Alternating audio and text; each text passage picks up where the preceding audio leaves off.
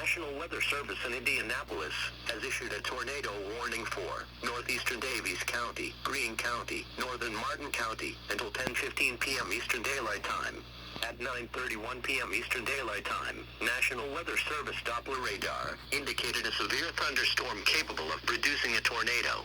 This dangerous storm was located near Linton, or 30 miles southeast of Terre Haute, and moving southeast at 35 miles per hour.